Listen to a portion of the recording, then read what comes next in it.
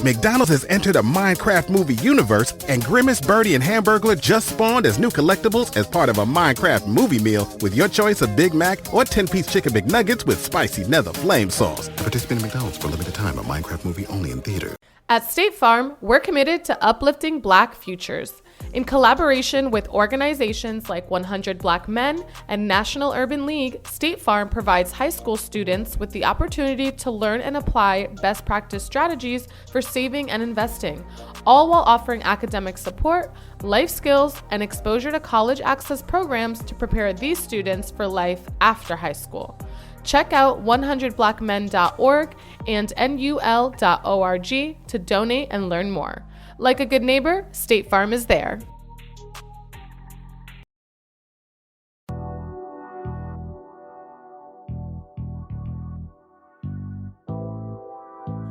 There's no purpose in teaching anybody who don't really want to learn, who really don't want to get to it.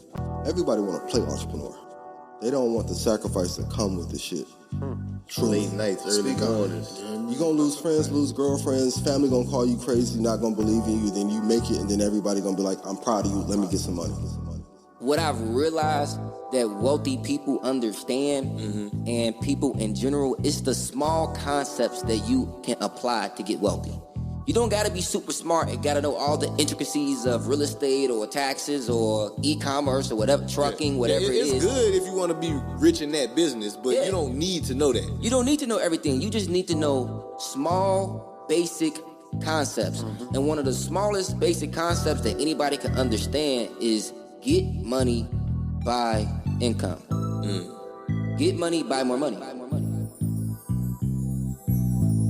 I woke up feeling wealthy today. My bank account might not agree, but hey, that shit on the way.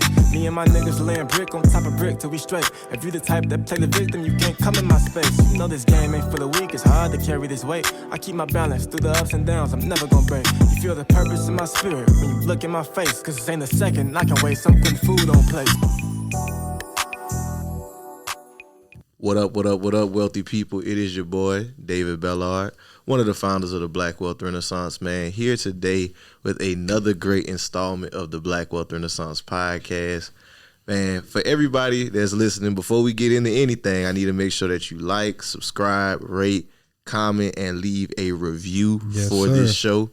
I am here with my brother from another man, my dude Jalen Clark, been rocking since what shit? Some little youngins, huh? 8th grade, hell yeah. Yeah, man. How you feeling, brother? I'm doing good, y'all. What's up? It's your boy Jalen, another founder of the Black Wealth Renaissance podcast and Black Wealth Renaissance movement. Doing great out here in Dallas, Texas. Ready to get into this episode, but before we begin, I do want to give y'all a few little action items. Y'all make sure y'all donate to the show if y'all like and y'all want to support, but you don't want to buy some of the products that we got to offer. Just leave us a donation as a way to support the show. Make sure y'all just go to the link in the show notes and donate. Gifts, donations. I'm saying it every time, but no, for sure, y'all. Always appreciate y'all tapping in, and today is different from no other. We have an amazing guest. Y'all have heard him on the podcast, seen him on the platform a few times. He was one of the speakers at our event on September 3rd in Dallas, man. It was an amazing event that night. If you missed it, you played yourself. People got so much value out of it. This brother here, I ain't going to do him the injustice of giving him a minor introduction, but he from the south side of Chicago, came from humble beginnings, is now an award-winning CPA and business tax strategist, none other than Mr. Carter Cofield, the Cofield advisor. How you doing, brother? Hey, look, man, I'm blessed, never stressed, happy to be here with y'all, man. You know, it's a beautiful thing what y'all doing, so I want to come on here and give any game if I can, you know what I'm saying, to the people. I don't know if I got any game left, but I don't know why Carter be bullshit. That's like that, dog. Like he not one of them, huh? Hey, I'm trying to say, man, like he ain't a big stepper, dog. You know what I'm saying? But no, I love what y'all doing, man. And I'm a big supporter, you know, because like education, like we need this. And y'all are doing amazing things. So anything that I can add to that, you know, I'm going to add to it. Man, appreciate you. Definitely appreciate you coming out to Dallas. Like I said, adding value on that panel, man. Yeah. You had people very engaged, getting them information that I know people left with. It like, man, I'm gonna implement this shit ASAP. ASAP, Yes. ASAP, yeah. ASAP, I like that. So Carter, man, I know I just mentioned I gave like a brief introduction to you, but I would like for you to just kind of give people an introduction to them yourself. Yeah, man. So my name is Carter Cofield. Born and raised on the south side of Chicago. 9 of us in a 3-bedroom home and 2 dogs. I don't know why we decided to get 2 dogs. There's already 9 of us in a 3-bedroom home, right? But you know, it was humble beginnings because, you know, grew up in poverty. You know, typical story. But then I came home from school when I was 14 years old, and my sister was sitting on the porch. I'm like, what's up? She brought me the news that my mother passed away at 14, right? So that was tough, and I was getting through that. And then, you know, 2 years later, same situation. Call home from school, giving the news my father passed away. Damn. At 16, right? So, you know, here I am, the 16-year-old kid with, like, you know, no parents, no direction to kind of didn't know where I want to go. But at that moment, I made a decision, right? And I think we all have a inflection point in life where we're going to make a decision that our situation is going to either break us or it's going to make us, right? So at that moment, I decided that, you know, no matter what happens, I'm gonna let the situation make me and not break me. And, you know, looking back on it, you know, it was one of the best things that ever happened to me, respectively, because I lost my parents at 16. I had to grow up at 16. So the way I look at it now is I had a head start on my peers when it came to growing up and getting my life together. You know, most people don't grow up to like 18 or 21 or 25. I grew up at 16. Postpone and keep going back to school, keep pushing off adulthood. So, like, you know, again, the way I had to empower myself, I was like, yo, this is an advantage because you got a 5-year head start on the people around you. And I just locked in from 16 and never looked back. So, you know, I contribute a lot of my success to like having to make that decision and having that happen to me.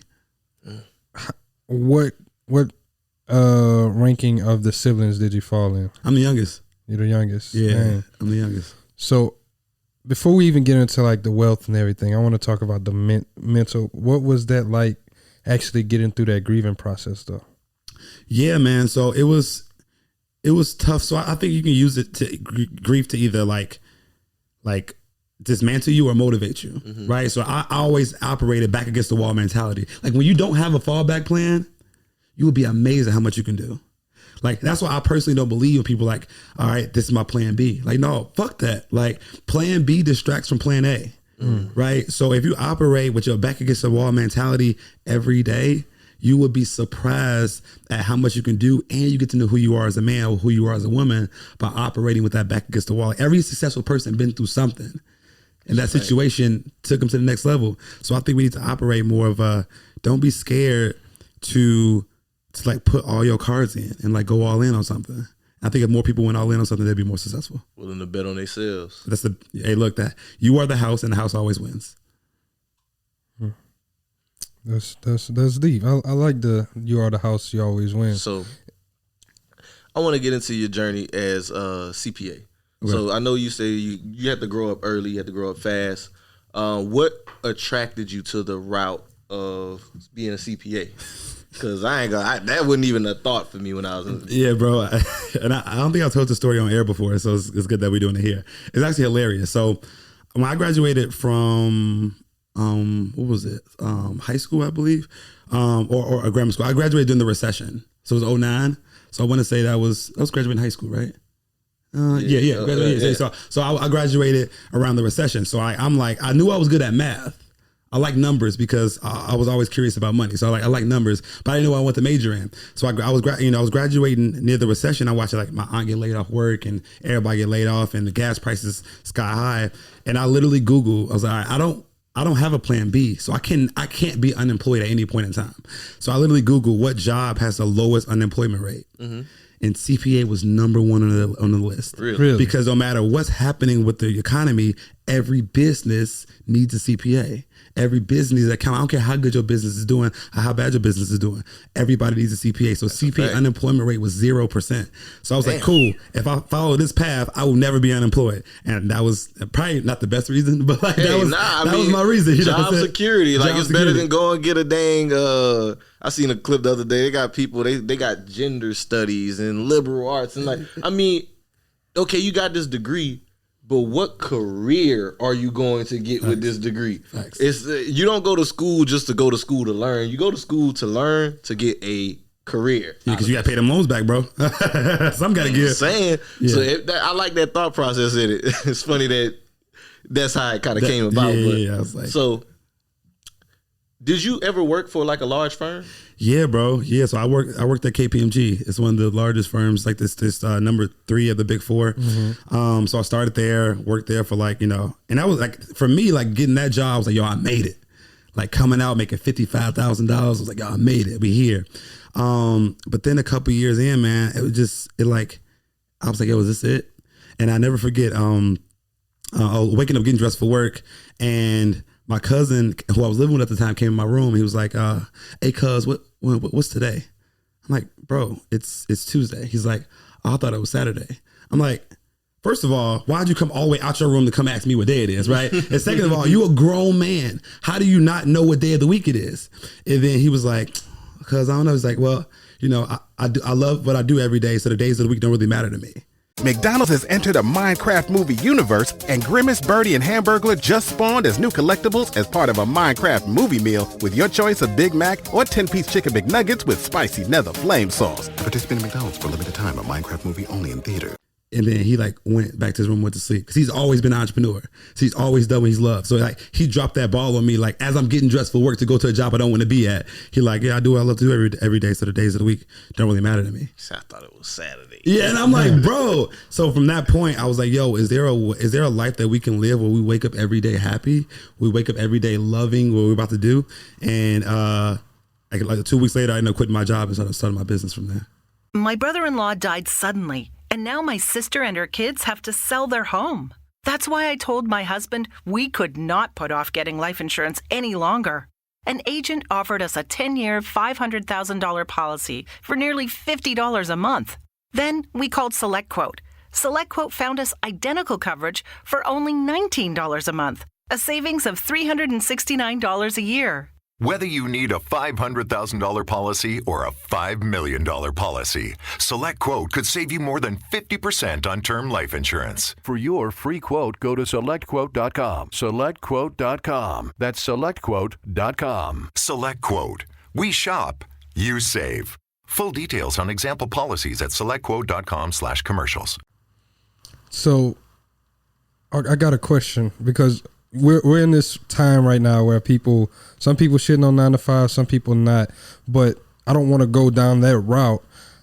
Do you think it's easier to be a successful entrepreneur whenever you're in a professional field, such as a CPA, lawyer, things like that? Do you think it's easier to thrive and succeed as an entrepreneur in those type of fields? I think it's easier to succeed as an entrepreneur when you have high level skills to give to the marketplace, right? So when you're a lawyer and you're an accountant, you have a lot of knowledge, and people pay for information. So I think if you have high income skills, whatever they might be, it's easier to be successful as an entrepreneur, because you can charge a lot more than what the average person can charge. So, and I'm not here to shit on 9 to 5s, right? Like I believe, you make a living from 9 to 5, but you design a life from 5 to 9. Mm-hmm. Right. So if you have a 9 to 5, cool, but like always work harder on yourself than you do on your job.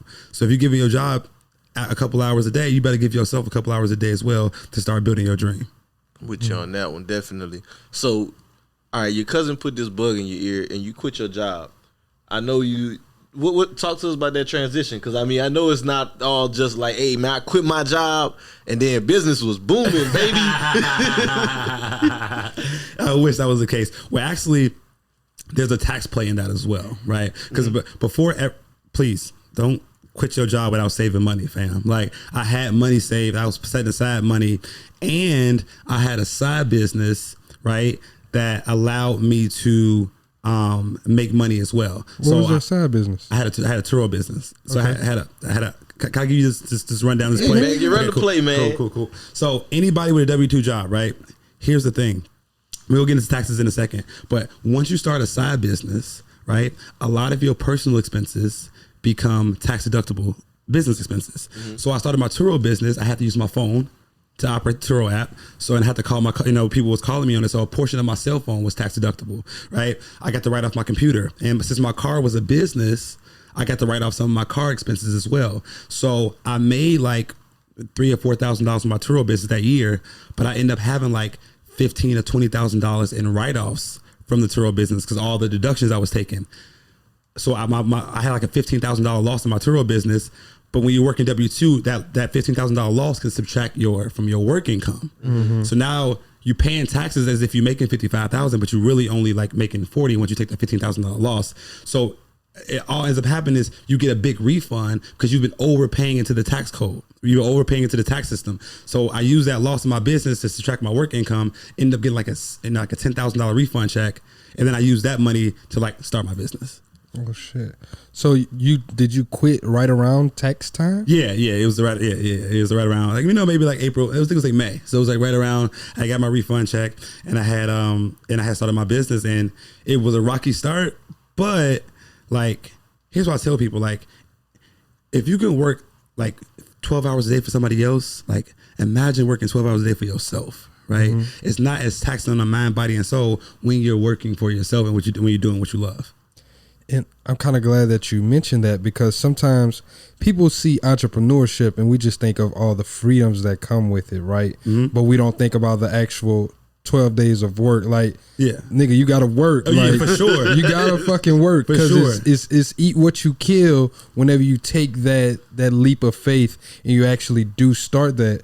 So I kind of want to go into what it did look like to actually start that business, and what was some of the structures that you had to build around to make yourself successful? That's a great question, man. I think, if you're going to be an entrepreneur, you got to have discipline, right? You got to have discipline. Since I was already used to working 12 hours a day in my corporate job, I just kept that same schedule. I wake up at 7, sit down at 8, lunch at 1. I kept my same schedule so that I can be disciplined myself and discipline my environment to succeed, right? So I implemented, those strategies, and then I just made sure I got better every day. I read something every day because like you want to work in your business, but you still want to work on your business, and part of that is working on yourself as an entrepreneur.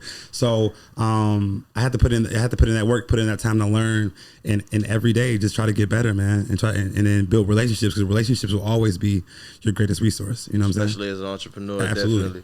So let's talk about building client base, right? You're coming in a new business, new CPA. You were working in corporate. How do you start getting clients? I got a hack for this. Okay. And I think your audience will get something out of this. So the easiest way to build clientele when you're starting out is to do work for free. People don't like that answer. People don't like that. Let me break it down. Here's why. Is this camera on me? Yeah. Here's why doing work for free is so dope and so pivotal for starting out entrepreneurs.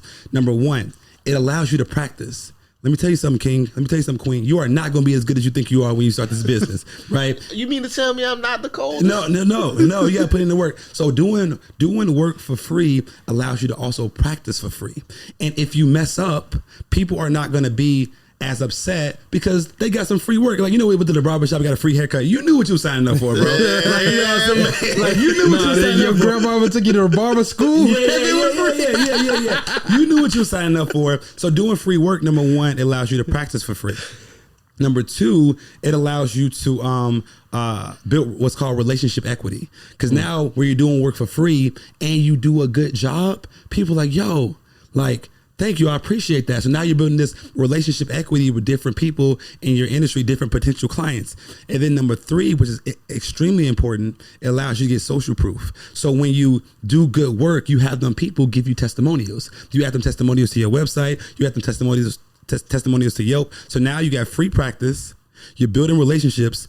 And you got social proof that you can do a good job. So now when it's time to actually start the business, guess what you can do? You can go back to all those people you help for free and say, hey, do you know anybody that could benefit from my services? Like, if you do, give them my card, introduce me to them. Now you have this I call like this tribe of people that's willing to speak on your behalf because you built those relationships, right? Not to mention entrepreneurs' biggest problem is they don't know how to charge properly. Right, because you don't know your worth starting out. So what I did after I did all that free work, I went back to those people and said, "Yo, I know this was free, but like, how much would you have paid for something like this? How much would you have paid for this service?" Right, and they gave me their numbers. So I took all those numbers and I averaged them out, and it turns out that people were willing to pay 3 times as much as I was about to start charging. Oh shit. So now I came out the gate able to charge accordingly because I knew my value from doing that free work, right? So those are the reasons why doing pro bono work can be extremely helpful. How long would you suggest doing the pro bono work? Because people might be hearing this, Card, I got bills. I can't do this shit for free forever. Right. No, for sure. And again, that's why you need to have some money saved when you're starting your business because you're going to need that, right? But I say like, a month, maybe 30 to 60 days, do free work. Again, the point is to practice. The point is to build relationships. And the point is to get that social proof. So now when somebody comes to your website, you have all these testimonials, right? So it takes the risk out the equation of having to work with you. Man. That's gems, and that's not just for the tax perspective. That's for any business. That's a business entrepreneur lesson right there. Because, like you said, nobody wants to work for free, and I want to stress that point again. You gotta have some money saved up. You gonna just jump all the way off the porch? Because we just spoke about this on the previous episode. Like you gotta have some strategy with what you're doing. You're not gonna just be like, "Hey man, fuck these people, I'm out of here." You gotta have the FU money first. You're gonna be right back in there. You gotta have the FU money first. That's all. But so. All right, you start building up clientele. You start to grow your CPA business. When did social media come into play? Man, it's funny because I was like against like going hard on social media, right? Bro, you're one of the most prominent tax advisors on social media, I'll say at this point. Thank you, I appreciate that. But I really started going heavy on social media like 2020, like when COVID happened. And that was only like 2 years ago, bro. Like, you know what I'm saying? But what happened was, I was talking to one of my mentors, and getting a mentor, if you want to know the hack to success, everybody needs to have a mentor, right? Because you cannot teach what you cannot teach what you do not know, and you cannot lead where you did not go. So how you gonna lead yourself? Say that shit one more time. I need you to rewind that bitch. I ain't gonna hold you. Hey DJ, run that back. I say you cannot teach what you do not know, and you cannot lead where you did not go. Right? So how you gonna teach yourself something you don't know? How you gonna lead yourself somewhere you never been? Right? So I had a mentor, and he was like, Carter, you're very smart. I love what you're doing, but it's not the best people that get the business. It's the most well known. Right? So you have to put yourself out there, and you have to let people know who you are and what type of value you can add. And I was like, well, what about if I get on social media and start giving away my information? Like, what if people don't buy from me? He said, if you feel like you're giving away too much free information, that means you don't know enough. You need to go back in your tool belt and learn some more. Because if you master your craft, it is impossible to give away too much free information because you know too much. So once I knew that, I kind of went in and started like going heavy on social media and teaching and giving value, and it blew up my business overnight. 92% of households that start the year with Peloton are still active a year later. 92% because of a bike? Not just bikes. We also make treadmills and rowers. Oh, let me guess, for elite athletes only, right? Nope. It doesn't matter if you're an avid exerciser or new to working out. Peloton can help you achieve your fitness goals. 92% stick with it. So can you. Try Peloton bikes, tread, or row risk-free with a 30-day home trial. New members only. Not available in remote locations. See additional terms at onepeloton.com/home-trial. Love it. I love it. And I think another thing to add with that is with giving free information, people lazy, so people don't like to implement the free information that's given anyway. Yeah, that is a fact. Yeah, 90% of people not gonna do nothing with it. Unfortunately, they gonna like it. They gonna be like, "Oh, that's fire." Yeah, right. But right. then they gonna keep on scrolling and go look at the fucking "I wanna go home" video. But to that benefit of it, also with the social media marketing, that is also putting you top of mind because being to Jalen's point, being that they're lazy. Now, whenever they want to actually get it done, you're the first person who they know can go and get it done. So it's a benefit of putting free information out there because now you become, I look at it like the same way fast food companies do marketing. Mm-hmm. They got billboards, they got radio ads, they got all this. And then next thing you know, you get hungry, it's like, damn, I could go for that. Well, it's not that you really wanted it necessarily. It's just that this was in your face the most. Yeah. It was, it's, whenever it's just keeping yourself top of mind, and that's one of the major benefits of social media marketing. Yeah, and people need to understand that humans operate off something called the reciprocity rule. which basically means that like if you do something nice for somebody, people feel obligated to do something nice back to you. That's why when you say, hey bro, I love your shoes, you're like, hey man, appreciate it. That's a nice shirt. You ain't really like your shirt, but like, you know, when somebody says something nice to you, you want to do something nice back. So when you giving out all this game on the internet, you giving out all this free game, whatever, people feel obligated to buy from you. They like, bro, like if you gave me this much for free, like I can only imagine what the pay game is like. You know what I'm saying? So people need to operate in a place of abundance. Give away a lot of your information for free, and the people pay for the rest. Simple. Love it. So speaking of operating in abundance and giving away information for free, what a transition! Hey man, I got transition. If y'all don't follow Carter on Instagram, I highly suggest you go ahead. You're doing yourself a disservice. Cofield_advisor, because brother be kicking game and he is the king of the tax-free living plays. So yesterday, Carter told me he had a play that he was going to give out on the podcast. And I mean, if we just let this brother go, he unload the clip on y'all. I ain't going to lie. Like a damn Tommy gun. But what are a few tax-free plays that our listeners can run? Okay, so would you say your listeners, like some people are like W-2 and some people so let's go. I say our listenership is probably like 75% W-2. And y'all tell me if I'm wrong. And about 25% full-time entrepreneur. Gotcha. Like we got I think a lot of our listenership is we got businesses and we got jobs. Got you. Well, can I give your audience a play on how they can become their own bank and fund their own business at the same time? Let's do it. Okay, cool. So were you at a job, right? You the face. When you're I had to process what this man just told me. You can become your own bank and then use your own bank to start your business. So here's the play. When you're at work, right? Most people have a 401k there, right? And you know, most people when they quit, they want to use that 401k money to like start their business. But when you take money out your 401k, you're gonna be taxed on it, and you can be penalized for if you take that money out before 65. So here's what you can do. When you decide to leave your job to start your business, you can roll over your 401k at work into what's called a solo 401k that you start yourself. So you quit, you open up a solo 401k, you can do it for free, and then you roll over your 401k money at work into the solo 401k that you just opened, right? Mm-hmm. That's not taxable, it's a rollover. When you have a solo 401k, you can borrow up to 50% of whatever the money is in your 401k. And if you know anything about taxes, loans are not taxed. Loans are not taxable. So now let's say you had $100,000 in this 401k at work. You rolled it over. You can take a $50,000 loan from your 401k into your personal account, tax free. You can now use that money to start your business, right?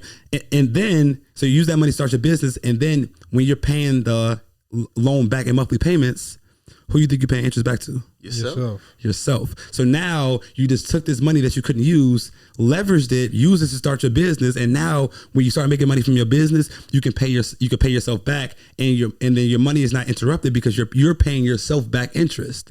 So you got tax-free money, you're building interest on yourself, and you use that money to start your business and live your dream life. Man, you know what you just brought up actually circumvented a common issue I think we've heard multiple times on the show now when it comes to using your 401k from your employer.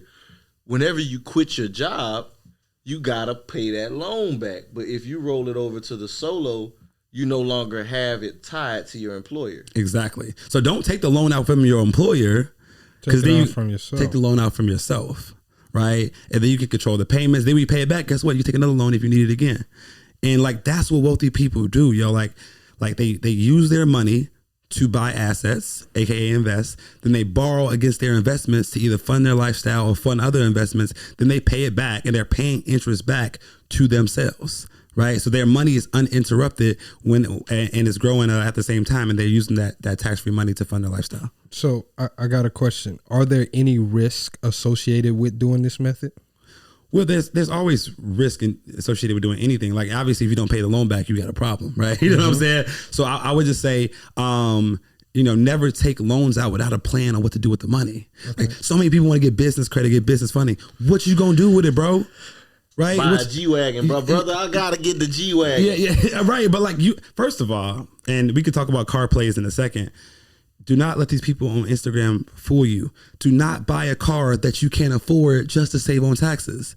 You hustling backwards, right? You hustling backwards because there's no point of writing something off if you can't afford it. Because now you still have to pay the loan. You got to be making the money. You got to be making the money to write it off in the first place. So I tell people all the time, focus on making money first, and then when you start making the bag, now we can focus on how to keep the bag. And I'm glad you said that about the cars and stuff, because there are other ways that you can save on taxes that are advantageous for you, right? Such as contributing to, is a Roth, is that a tax saving? Yeah. So I love where you're going with this. So like there are ways that you can save on taxes and build wealth at the same time. Yes, sir. That's where I want to go. Right. So like one of the ways you can do that is, so you can open up an IRA, right, which is cool, but like the limit on IRAs is $6,000. Mm-hmm. So if you invest $6,000 in a traditional IRA, you get a $6,000 tax deduction, which is cool, right? But if you open up a SEP IRA or a solo 401k as a business owner, you can put away up to $61,000 per year. $61,000 per year. So when you start a business, you're making good money, you open up a solo 401k, you can put up to $61,000 in there per year, and you get a $61,000 tax deduction for doing so. And if you hire your spouse into your business, we can talk about why that's a good idea. You now get to contribute for her or him as well. So now it goes from $61,000 to $122,000 that you could put away per year. You're investing money to build wealth, and you're getting a $122,000 tax deduction in the process. And the reason you're getting a tax deduction, because I know Jalen mentioned Roth, right? Mm-hmm. The reason you're getting a tax deduction is because these are taxable whenever it comes time to actually withdraw the money from these accounts. Absolutely. In retirement. Absolutely. And what I tell people is that I like to do a mix, right? Because we don't know what the tax rate is going to be 15, 20 years from now, right? Right. And if I was a betting man, it might be higher, right? So what I do is I encourage people to put a portion of your money in a traditional account and then a portion of your money in a Roth account. So now you're still getting some tax deductions today for investing in the traditional account, but you also have some tax-free money in your Roth account for whenever you need to take it out. So now you got a balance of, I have money that's going to be taxed and I have money that's going to always be tax-free. The NBA playoffs are here, and I'm getting my bets in on FanDuel. Talk to me, Chuck GPT. What do you know? All sorts of interesting stuff, even Charles Barkley's greatest fear. Hey, nobody needs to know that. New customers bet $5 to get $250 in bonus bets if you win. FanDuel, America's #1 sportsbook. 21 plus and present in Virginia. Must be first online real money wager. $5 deposit required. Bonus issued as non-withdrawable bonus bets that expire 7 days after receipt. Restrictions apply. See full terms at FanDuel.com/sportsbook. Gambling problem? Call 1-800-GAMBLER. Got you. And the reason Roths are tax-free is because you have already paid taxes on that money. Exactly. So you're contributing with what's called after-tax dollars. Mm-hmm. And so because you already paid taxes on that money will never be taxed in the future. So I love Roth accounts, but I also love getting some tax deductions now. That's why I encourage people to split it up. You can do 50% Roth, 50% traditional, or have whatever percentage you want. But I do like still getting some tax deductions today. And it's cool that the government actually gives that incentive, because I hear a lot of people, they'll shit on 401ks and these tax-deferred investments. Like, why would I wait 50 years to touch my money? But you just given an example on how you can still access that capital without actually having to take the penalties to touch your own money. And my part with the whole argument with that is, bro, who don't want to have money when they old? Like, I don't understand that argument. Like, when we talk about dollar cost averaging, right, I think that's one of the most frustrating shits in the world. It's like, you tell somebody, the easiest way to become a millionaire in this world, bro, if you dollar cost average $300 a month into an index fund for 20 years, you will guaranteed be a millionaire. Right. Well, why would I want to wait 20 years to be a millionaire? Right. Nobody said that. Here's the thing. The 20 years is going to pass regardless. The 20 years is going to pass regardless. It's up to you. Like, do you want to have money then, or do you not want to have money then? The 20 years is going to pass, so you might as well put yourself in a position to have money later. And guess what? It might not even be about you, but it might be about your kids, right? It might, you might want to use your spouse. To your spouse. You never know, bro. And like, we gotta, as a people, get away from like, we gotta lean into delayed gratification. At State Farm, we're committed to uplifting Black futures. In collaboration with organizations like 100 Black Men and National Urban League, State Farm provides high school students with the opportunity to learn and apply best practice strategies for saving and investing, all while offering academic support, life skills, and exposure to college access programs to prepare these students for life after high school. Check out 100blackmen.org and nul.org to donate and learn more. Like a good neighbor, State Farm is there. You can't. It's okay to delay a little bit of gratification to later, right? Like so that you can have money down the road. You know, I think it's so important. Definitely. One of the things too that just like the delayed gratification. Shout out to my guy Wes. Things that people don't account for being old is health care costs. Mm-hmm. People don't take into account how much it costs to actually take care of healthcare expenses once you do reach that age, that's 60 years old, that's 70 years old. You got to pay for doctors. Your body is starting to deteriorate. So yeah, healthcare costs is an expense that we often discount. Healthcare is like, the industry is really not that regulated. So, you know, people can charge whatever the hell they want to. Right. Insurance is expensive. Your body's starting to deteriorate. And then, you know, you have to have surgeries and things like that. And we don't realize and take that into account whenever you're planning for retirement. You think, you know, I might have $250,000. This, like, that shit could be gone in one surgery. Yeah. With rehabbing. Facts. And so everybody should, I mean, in my opinion, everybody should have what's called an HSA. Right, HSA is a health savings account. Right, if you have a high deductible health insurance plan, you can open up HSA. The dope thing about HSAs is they have a triple tax benefit.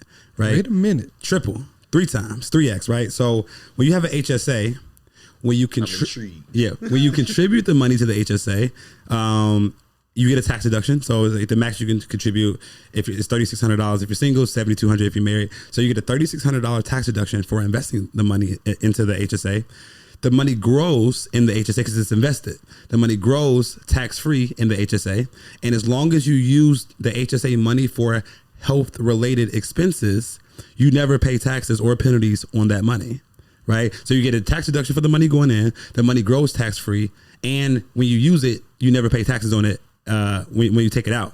What's dope about that is people don't understand how wide the spectrum is on what they consider to be health that's where I was going. So one of the plays that my homie put me on is, did you know that if you got glasses on, right? Yes, I do. I can't see for shit. Right. If you just so happen to want to get Cartier frames, Cartier glasses, you can use your HSA to pay for the Cartier glasses as long as you get a prescription in them. So that everybody that wants to flex and wear the Cartier, wear the Gucci glasses, let your HSA pay for it. That way you can write off the Cartier frames. Exactly. Tax-free flex. Gym memberships are considered health as well, right? I believe so. It's a wide list on the IRS website. But like, you know, people don't understand, like, you can write off so much with your HSA. You get an HSA card. So you literally can take your HSA card to Cartier or Gucci, get your frames, put your prescription in them. And now, like, again, I'm not saying go buy expensive glasses. I don't think that's a waste of money. But if you're going to buy it anyway, at least buy it with tax-free money. If you're going to spend the money, you might as well get a tax benefit from it. Exactly. So I did have two. Let me ask mine real quick. Is it pertaining to the HSA? Yes. Okay, cool. Yeah, we still in the HSA. Okay, I just ain't want you to transition to it. Hold on, we just stay here for a little while. What is considered a high deductible healthcare plan? Like, is there a certain number amount on that? Yeah, it's a certain limit. I think it's like you have to have a $5,000, $6,000 deductible or something like that. The stipulations are clear on the website on what your high deductible health plan qualifies for. But all you gotta do is call your insurance company and say, "Hey, give me the high deductible plan options I have," and then they'll pick them for you. Gotcha. So you have to have that to get an HSA? Yeah, you have to have a high deductible plan to get an HSA. And what's dope about a high deductible plan, because your deductible is high, your premiums cost less. Right, so now you're lowering your monthly health insurance costs, and as a business owner, health insurance premiums are tax deductible as well. Right, so many people are like scared to quit their job to start their business because they say, well, What am I going to do for health insurance, and what am I going to do for a retirement account? Number one, you can get your own health insurance, and you can write off the premiums in your business as well. And then we just talked about when it comes to retirement plans, you can open up a solo 401k and roll your money there. So like benefits should not be a reason that's stopping people from starting the business. Some golden handcuffs that they want. Exactly. So it's phantom handcuffs because you can do this stuff yourself if you just have the information on how to do it. So my question with the HSA was the investing part. Do you get to select what you're investing in, or is this being done like through like a financial advisor? Like, do you know how that part works? It's just, so open up HSA is no different from open up a Roth IRA. You pick the company, Fidelity, Vanguard, whoever you want, and then you get to manage your own investments.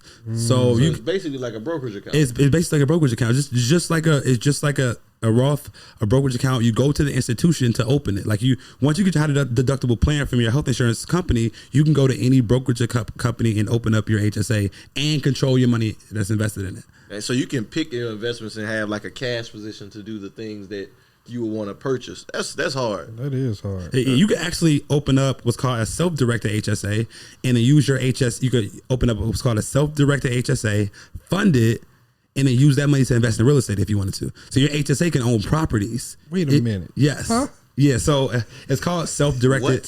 It's called self-directed account. So you can open up a self-directed IRA. You can open up a self-directed 401k. You can open up a self-directed HSA, right? And all self-directed means is that you get to self-direct where your money is invested in. So you can invest in collectibles. You can invest in crypto. You can literally buy properties within these accounts because you're self-directing where the money goes. Damn. Bust your head on that one. I ain't gonna lie, you got me on that one.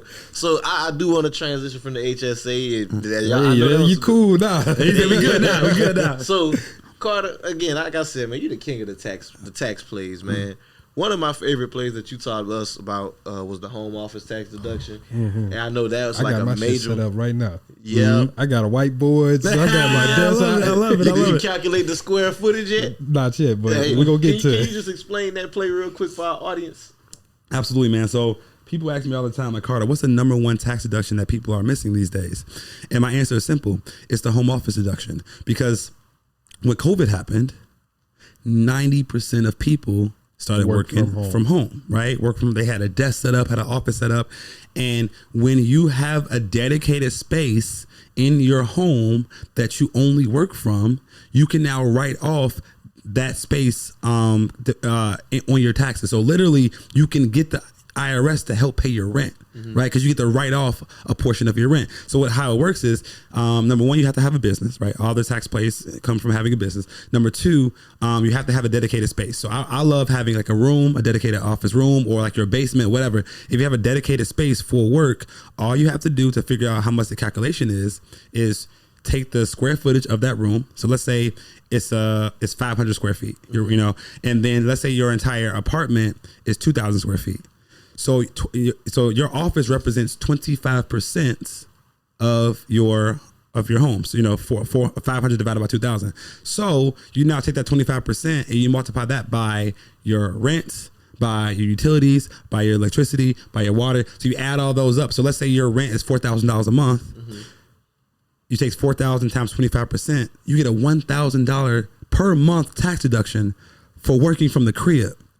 Right. So now you get a $12,000 per year tax deduction for having a home office. So what I tell people, like when I'm looking at 2 bedrooms now, because I'm about to move, I might make my master bedroom my office and the other bedroom my room just because it's larger. And that's going to increase my tax deduction. So like now I might be able to, if my rent is again, like, $4,000 a month, I'm getting a $12,000 write-off every year. That's going to save me, if I'm in the 40-50% tax bracket, that's like literal $6,000 back in my pocket. So I can have the IRS help pay for 30, 40, 50% of my rent by having that bigger home office. Sheesh. And for everybody who don't know how to calculate square foot, I'm going to give y'all some basic math. Length times width. Easy money. That's it. Easy money. Yeah. That's it. I just want y'all to know that. I appreciate that, though. Yeah. Some niggas didn't pay attention to that class. Investments taught us that way. I'm just telling you. Bro, I ain't gonna lie. We ain't gonna do it to y'all niggas, but damn, nigga, damn. I got a question though. So let's say you're in an apartment, a 1-bedroom apartment. What if you have just like a little area of your apartment? Does that still work, or does it have to be a specific room? Great question. So it has to be an enclosed space, right? So if my shit might not be able to work. Pay attention. I got you. Let me tell you how to finesse this. If it's in your bedroom, that's a no-go. So if you have your office in the corner of your bedroom, that's not happening. But if you have a corner of your living room be your office, if you get like a bookshelf, a partition, a partition, a bookshelf, or something to enclose the space. So what I have in my living room, I have my office set up, but I have a bookshelf closing it off, and then I have like a sliding little panel, so it is now an enclosed space. So all you have to do is get creative with your decorations and make an enclosed space be your office if you don't have the capability to have a room. Bet. So easy money. You gonna run the play, huh? Run the play. With this, at State Farm, we're committed to uplifting Black futures. In collaboration with organizations like 100 Black Men and National Urban League, State Farm provides high school students with the opportunity to learn and apply best practice strategies for saving and investing, all while offering academic support, life skills, and exposure to college access programs to prepare these students for life after high school. Check out 100blackmen.org and nul.org to donate and learn more. Like a good neighbor, State Farm is there. Is there like a specific form that somebody needs to fill out? Is it like something that individuals should do, or they need to consult with a tax advisor to take advantage of it? That's a great question. So if you have a business or a side business, you need to be working with a CPA or an accountant because you're going to cost yourself more in mistakes, fam. You're going to cost yourself more in mistakes. Don't go to TurboTax, huh? You're going to cost yourself more in mistakes than it costs you to hire an expert. Because here's something my mentor taught me. Experts are expensive, but amateurs will cost you a fortune. Right? Experts are expensive, but amateurs will cost you a fortune. So it's okay. I recommend you pay somebody to do your taxes once you start the business because they should help you save more money. And like, let me just say this. As a CPA, I work for all my clients for free. All my clients. And you're in a good CPA. You gotta break that I'm down. gonna break it down. I know I have to break it down. And a good CPA should always work for free. What I mean by that is they should always save you more money than they cost you. Right? So if I'm gonna charge you $10,000 for my services, I better be able to at least save you the money that you pay for me. That way I'm always an investment and not a cost. So if you're working with a CPA or a tax advisor or whatever, and they're not saving you more than they cost you, you should find somebody new. Right. So that's what I mean by I work for free. Cause any clients I work with, I'm saving them more money than I'm costing them. So I'm actually an investment. So I kind of want to stay there for a second because last night at the event, we spoke about having that team, right? How do you get your CPA, your financial advisor, and your attorney all to come up with a game plan that is right for you? Because we were talking about, a lot of the write-offs and stuff, but we also talked about planning for what you want to do. Sometimes, taking a lot of write-offs, it can hinder you from being lendable if you're looking to buy homes and stuff like that. So how do you get your team to come together with that game plan that can help you be successful for whatever you're trying to do? Absolutely. I think it's vital that you introduce them at the start out, right? And if they're not willing to work together, then you need a new team because your lawyer needs to be talking to your accountant needs to be talking to your financial advisor. And if they're all doing their job properly, they have no problem being a connection. Now there's disconnect if one person is lazy and the other person is really working for you. So I think it's pivotal that you introduce them from the start. And honestly, they will let you know if somebody's slacking. Because if they say, hey, like, bro, we can't get in touch with your CPA, or hey, your CPA is lacking, that lets you know that you got a chink in your armor and you need to find somebody new. So I think having your experts all work together keeps them on their A game and they all help level you up. It's like checks and balances. Exactly. Like the government. Exactly. You got the legislative, the administrative, and damn, what's the other one?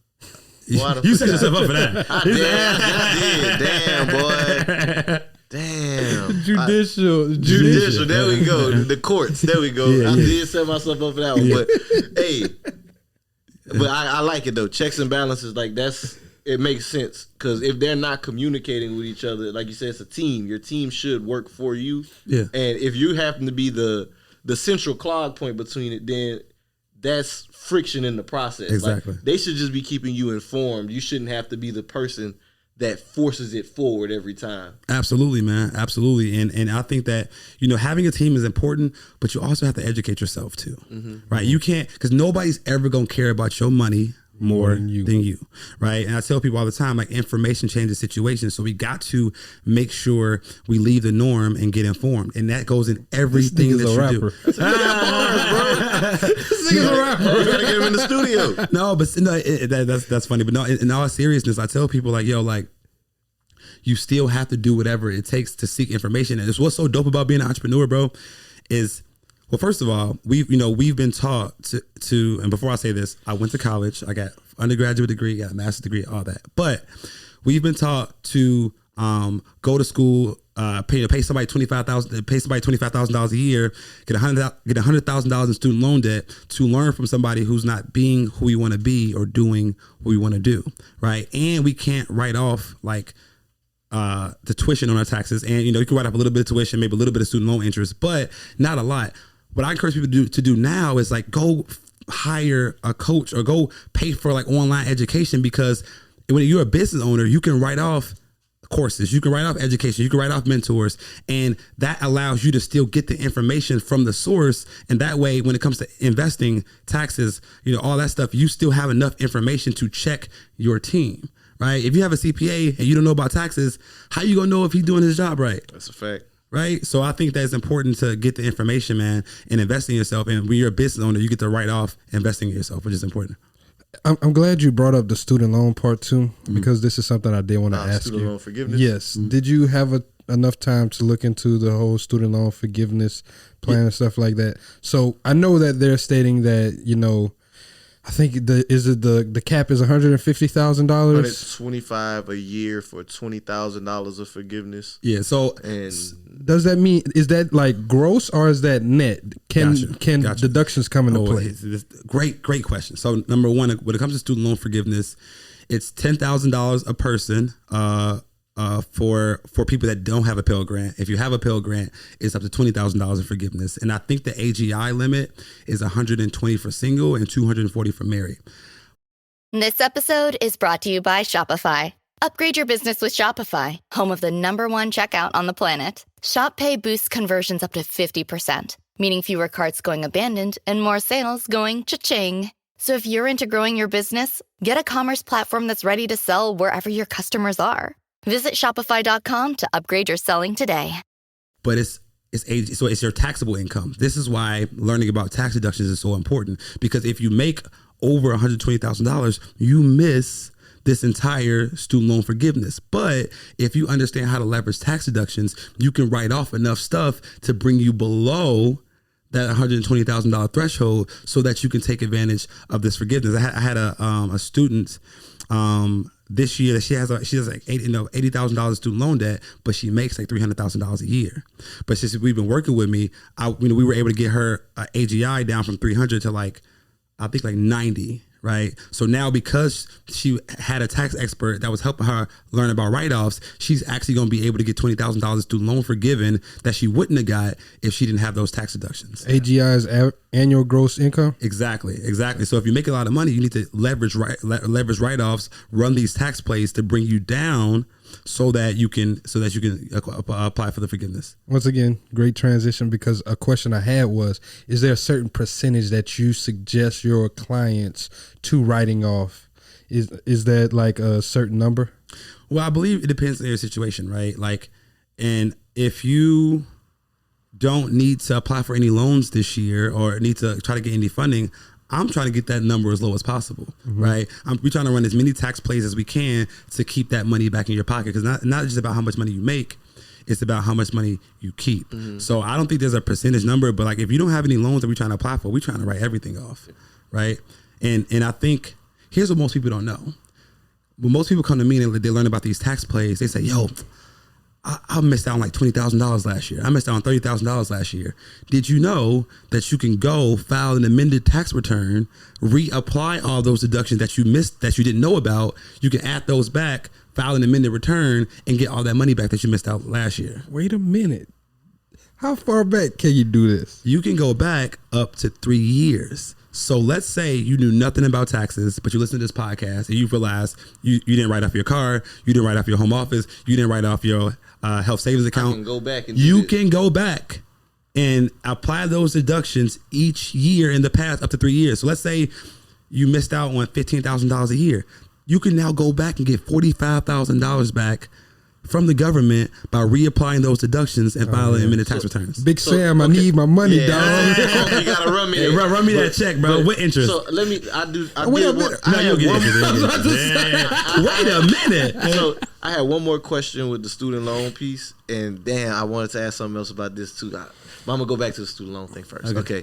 So I'm hearing that the forgiveness may be taxed in certain states. I think I seen South Carolina is adding it to your taxes. There's a few states. So how would that work? Would that be considered like taxable income? Would it increase your AGI? Yeah. So on the federal level, it's not taxable. Okay. So you don't have to pay federal taxes, which is the majority of what people are worried about. Mm-hmm. But on the state level, in some states, you will have to recognize that as income. So if you get $20,000 forgiven and your state income tax rate is 10%, you have to pay $2,000 in state income taxes for that forgiveness. Yeah. $2,000 to save 20. At State Farm, we're committed to uplifting Black futures. In collaboration with organizations like 100 Black Men and National Urban League, State Farm provides high school students with the opportunity to learn and apply best practice strategies for saving and investing, all while offering academic support, life skills, and exposure to college access programs to prepare these students for life after high school. Check out 100blackmen.org and nul.org to donate and learn more. Like a good neighbor, State Farm is there. I'll take that. I'll take that every day of the week. They wasn't getting that money no time soon. Anyway, you feel me? I'll take that 7 days a week, twice on Sunday. So, and my next question was related to the retroactive getting deductions. So, there's a difference between tax deductions and tax credits, correct? Absolutely, yeah. So, deductions, would you still get a refund with the deduction? Or, because I know credits, you can be given money from tax credits, correct? Mm-hmm. So, with deductions, would you still receive a refund with the retroactive ones, or would it just kind of like negate your tax liability if you still had some outstanding? Yeah, so I'm going to break this down so for the listeners to understand. So, like, tax deductions are not dollar for dollar. So basically, if you had 30% tax rate and you get a $100 tax deduction, you're actually only saving $30 because it's you only save on taxes what your tax rate is, right? Mm-hmm. So like again, if you have 30% tax rate and you get $100 tax deduction, you actually only saving $30 on taxes. 100 times 30% is $30, right? Tax credits is dollar for dollar. So if you get a $10,000 tax credit, it subtracts from whatever you owe the IRS. So you like literally can get a $10,000 tax refund. You know what I'm saying? So tax credits and tax deductions. Tax credits are better than tax deductions. So to answer your question, if you go back and add all these deductions, it's going to lower your taxes, but you also can add back tax credits that you missed as well to try to get that number as low as possible. So tax credits can help you get refundable tax credits can help put money directly back in your pocket. Got you. So like that employee retention tax credit that they had, that was directly putting money back into business owners' pocket. Exactly. If you're not looking at your business and seeing you qualify for the ERC, congratulations, you're playing yourself. Oh man. So I know we're coming up on time, so we'll get into the last sections of the show. Okay. I got 3 rapid questions for you. I'm gonna let David get his question. All right, yeah, my favorite question, man. My favorite question. So Carter, what's a personal finance tip or principle that you live by that you would like to share with our audience? I'm trying to get one that y'all probably haven't heard before. I want to say, is that financial tip? Yeah. Okay. I believe in paying yourself first, obviously, but I also believe in if you pour your wallet into your mind will fill up your wallet. Right? We talked about that yesterday. If you pour your wallet into your mind will fill up your wallet. So I'm an advocate on spending however much money it costs to invest in yourself, because when you become a more valuable person, you attract more money. Right. So money is looking for a good place to stay. So it's looking for a valuable person who pockets to belong in. And the way you become more valuable is by investing in yourself. Okay.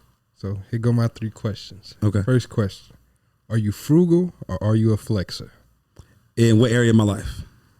However you want to take it. I'm frugal in like what I wear, and I'm looking at today is not a frugal day. I have expensive stuff on, but I am usually frugal in what I wear. Well, boy, I got the. I'm pretty frugal in my lifestyle, but what I flex at is traveling. So I take a 1-month trip out the country every 3 months. Right. So literally, I'm gone for 30 days. I just came back from Budapest, Barcelona, London, and Pamplona, Spain, while they're running with the Bulls. So you did that shit? Yeah, I'm one of the few black people that were over there. Yeah, I know you was gonna be one of the few black people. Yeah, so I believe in flexing for experiences. Oh wow, okay, very interesting answer. Yeah. Second question: how are you building wealth, either to pass down to someone in your life or just to leave a legacy? Well, I believe that generational wealth is so important, man.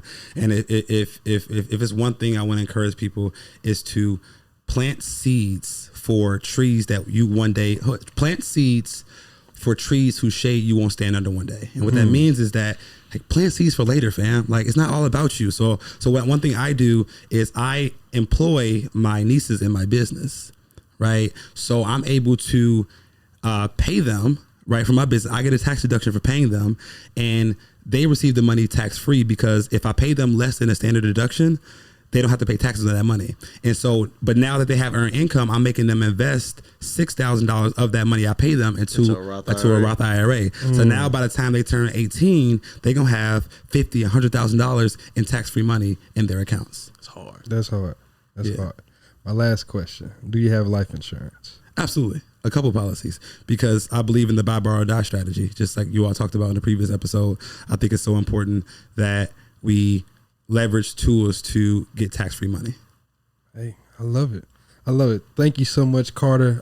It was a pleasure having you. This is actually your second time on the show. Yeah, for people who didn't know, y'all go listen to that first episode. Can I do your audience a favor? Hey, man. Yeah, do them a solid. Okay, so I just finished updating my tax-free living ebook, where I added, it had 200 tax deductions. Now it has almost 300 tax deductions in alphabetical order. So now you don't have to ask the question, is something tax deductible? You can just go into the ebook, and it's the alphabetical order. So each expense you get to learn, is it tax deductible, and how to apply it to your business. And I want to offer your audience 70% off. Hey man, y'all heard it here first. We're gonna have that down there in the show notes for you. Best believe. Appreciate YouTube, podcast, y'all go ahead, click down there. Get the little promo code, throw BWR at the end of that joint. Got you. 70% off, 300 plus deductions. 300 plus deductions. We're gonna save us some money on these taxes this year, baby. And then you can go back 3 years and apply that shit. I'm telling you. Not to mention the book is tax deductible as well. So you're getting a tax deduction. You're getting a tax deduction to learn about tax deductions. All I'm gonna say is this: applied knowledge is power. Facts. There we go. Carter, I appreciate you coming back on the pod, coming out to Dallas, rocking out at the event with us, man. For sure. For everybody that wants to know more, how they can tap in with you, where can they find you online? How can they get in with your services? I ain't gonna lie, y'all. He said something earlier. Expert's expensive. This man ain't cheap. Don't come here. Hey, yo, man, can you be my CPA about to get for the $300 discount? That's hey, but no. For seriously though, how can people tap in with you and get in touch with your services as well? It's Cofield_advisor on all platforms, and then you go to link in my bio. I have all my list of services and products right there. Thank you, sir. Thank you. Love it. Man. So before we get out of here, we're going to hop into a few house cleaning items. As always, thank y'all for tuning into the podcast. Y'all make sure y'all leave us that 5-star rating and review for you boys. This October, we got the Black Men Summit coming up. Black Men Summit 2022. Partnership of Black Wealth Renaissance, Black Menswear, the Dad Gang, and Black Man Can. 4 black men-led organizations looking to change the narrative of the story of black men in America, man. And we doing the work. We've been doing the work for some years. You listen to this podcast, so you know what we about. We partnered up with these brothers because we want to bring together black men in Texas so that we can create a unique environment for us to learn how to build wealth, build our community, build our health, and build legacy. That's what we all about. So blackmensummit.com. I need all y'all to pull y'all phones out, go to blackmensummit.com and grab your tickets today. If you can't make it to Dallas, we got live stream options.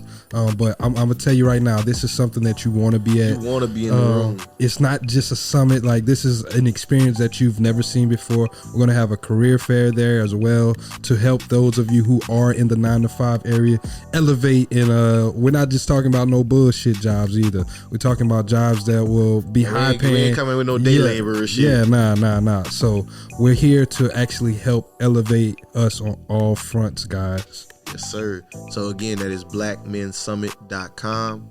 Blackmensummit.com. Y'all visit that. We look forward to seeing y'all there in October. Jalen, you got anything to add before we dip, bro?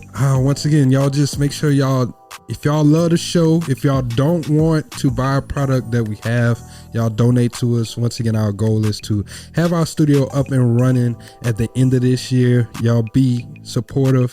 Thank y'all for listening so much. We bring guests in like this all the time, just to make sure that y'all are being able to elevate as well. So help your boys out. Yeah.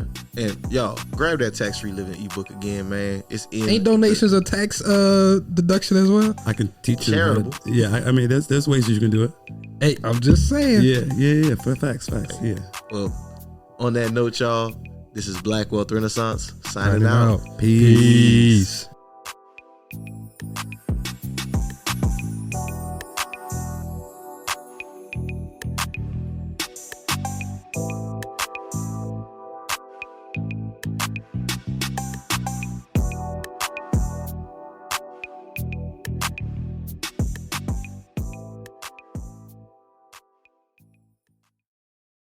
Health insurance plans come with deductibles and claims processes that are confusing and expensive. CrowdHealth puts you back in control of your health care. Each member gets a personal care advocate and access to thousands of other members ready to help pay for large health expenses. Visit joincrowdhealth.com and use code HEALTH to get your first 3 months for just $99 per month. That's joincrowdhealth.com, code HEALTH. CrowdHealth is not health insurance. It's a totally different way of paying for healthcare. Terms and conditions may apply. With every monthly bill, like rent and car payments, you know exactly what you're getting when you pay for it. But health insurance plans feel like the total opposite. They're confusing and expensive. Then when you actually have to use your benefits, there are deductibles, claims, processes, and other red tape to deal with. But CrowdHealth puts you back in control of your healthcare. CrowdHealth is simple, transparent, and affordable. As a member, you'll get a personal care advocate who is with you every step of the way to help navigate the complexities of health events. They'll even negotiate bills on your behalf and could save you thousands of dollars in the process.